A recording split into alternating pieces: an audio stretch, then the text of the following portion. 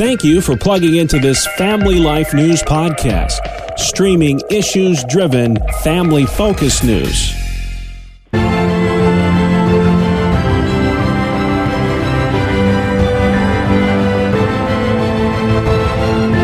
Welcome back to another edition of Capital Connection. Fridays during the Noon Report, we give you direct connection to what's happening in Albany and Harrisburg with the experts on the issues. At the state capitals, they are Michael Geer with the Pennsylvania Family Institute and Jason McGuire with New Yorkers for Constitutional Freedoms. Michael, let's begin with you this week. Governor Wolf defending his pandemic policies, really baring his teeth this week after that judge's ruling declaring a lot of this unconstitutional. Where does this case go from here, and do you ultimately think it will be upheld? Well, it was quite some buzz that happened in the Capitol and around the state with that judge's ruling from Judge William Stickman about the governor's rulings and mandates on COVID-19. The governor says he's going to appeal it, and it would go to the Third Circuit Court of Appeals. Where it goes from there is a question mark. It depends really on what panel of judges they draw in this, and then how it comes down, whether it goes to the U.S. Supreme Court. That's a possibility. All right, we'll see. I know a lot of folks are interested to see whether that gets upheld or not. I know he's got his attorney general out there really going to bat for him. Jason, we spent a lot of time last week talking about mail-in ballots, absentee ballots, but we want to let folks know that if you're not registered, none of this matters. There's just a few more weeks left, right, to register to vote for the big election, 45 days away now? Yeah, it's coming up quick. As we look at that election coming, you're right. If you're looking to register, you need to get that done. But the reality is, for a lot of people, it's going to look a little different this year in how they vote. And so voters can vote a number of ways. I mean, they can request that absentee ballot ahead of time. They can do that up until October 27th. I would not wait that long, as they're not guaranteeing delivery in time if you wait that long.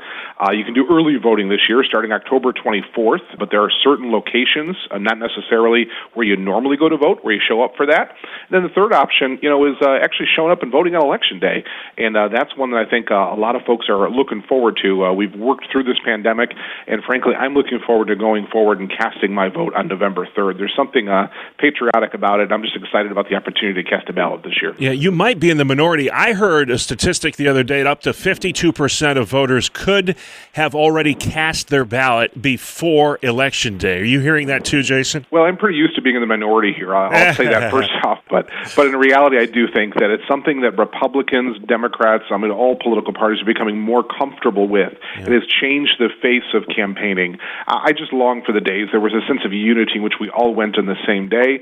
But I recognize it's changing, and there are large percentages of the population that are voting ahead of time now. Yeah, and there's some consequences to that. We'll talk more about that on the program in coming weeks. But, man, slew of legislation out of Harrisburg, Michael. We'll try to get to as much of it as we can, beginning with House Bill 2530. Your group was so instrumental in getting this passed, protecting the right to attend church even during a pandemic. Why was this measure necessary?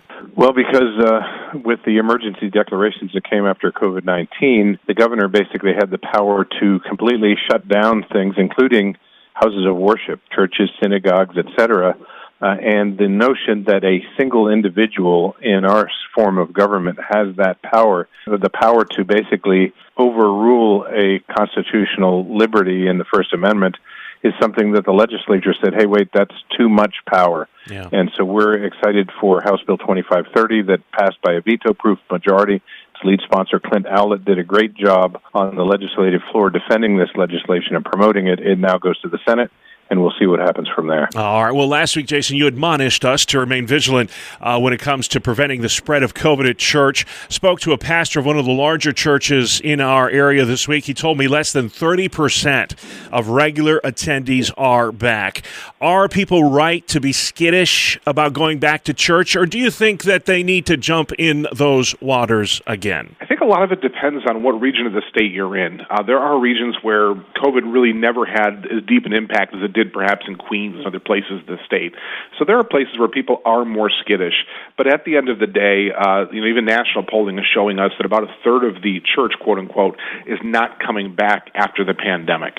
We have to work on that. There has to come a moment where people say it's time to go back. The church matters, and people need to get back to church. The body of Christ needs to gather corporately and then just to be ministering in its local community. Yeah, there's only so much you can do online. Not to knock that, but we weren't meant to live like this. I've said that a few times before. Michael, let's talk about what's going on in Lancaster, the rioting there this week. A judge took the unusual step of setting bail at $1 million for several of the protesters who ransacked that beautiful city following a police shooting. Do you agree that these rioters need to be taught a lesson, or do you think that bail was excessive? Well, what we've seen around the country is that these rioters, and especially the instigators of the rioters and the ones that are setting out the bricks and all of those sorts of things, are caught, and then it's catch and release, and they're sent right back out. The notion of bail is to prevent the person who's been arrested from fleeing, or at least to demand that they come back. And bail is set depending on people's level of income and resources to pay the bail. With the funds that have been set up to get rioters out of jail, with people like Kamala Harris, who have encouraged people to give money to get rioters out of jail, It makes sense to put these high bails, because these are in effect rich people, because they have this money, these funds backing them to get them out. Yeah, and as soon as you destroy public property, it's no longer a protest. To me, it's a riot, and there's a difference there. Jason, we've seen New York's COVID numbers statewide remaining at about 1% or even lower. Really good numbers when you consider the national figures. There have been flare-ups here and there. The college situation is a story we're keeping an eye on. But are you surprised at how many schools have canceled sports, whether it be at the collegiate level or high school level? Is this prudent, or is this punishing students here? Well, I think it's unfair to the students. I mean, we have situations where now the Big Ten is back, the NFL is playing. I mean, we're seeing games are being played, but somehow it's something high school students can't do. And frankly, clubs are playing at the high school level. You just can't play at the interscholastic level. And so that's a real problem here. Near me, the Rochester City Schools has canceled all sports, and yet there are private schools here that are playing. So, I think that's something we have to realize is we have been through the pandemic. It has been challenging, but our numbers are very good. And for the mental health of our kids, for their physical health, we really need to get sports going again. In schools, sometimes that's the only thing that some of these students really get excited about, and that's okay. It's the way that God has wired them, but let's move forward and let them play. Yeah, I tell you what, it's a big part of student life, and without it, kids are struggling big time. Michael, another big bill this week, Senate Bill 1287. I hope I have it right. This would make it a misdemeanor to not wear a mask in public. I know the mask debate is a big part of the whole COVID conversation right now. Do you support this legislation? I would say generally I don't, and I'll just speak personally about this, because the mask issue, as you said, is a big debate. It's a big question mark. Even in churches, you talk to pastors and others, and people on one side that support them, others that don't. I think the issue with masks, especially because there are medical conditions, there are other situations with people who, for those reasons, can't wear a mask. I think to put some kind of criminal penalty, even if it's just a misdemeanor, is a little overreach from government. All right. And then finally, Jason, making the rounds on media. He is one popular guy. You're on Spectrum News this week talking about this thing called the Q-Anon Controversy. Maybe some of our audience not familiar what that is. Conspiracy theories that get circulated out on social media. Why was it necessary at this point, Jason, for you to speak about this? Well, I think it's because truth matters. And we're seeing in the political realm that I'm in that QAnon is becoming an issue.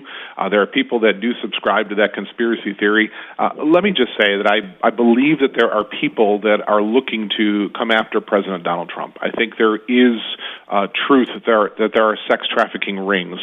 And those two bits of truth have then been used to expand this theory known as QAnon, that there is this kind of a cabal of people that are involved in child sex trafficking, that are global leaders trying to take down the president, and it goes into much deeper details that, frankly, it's full of untruths and false claims.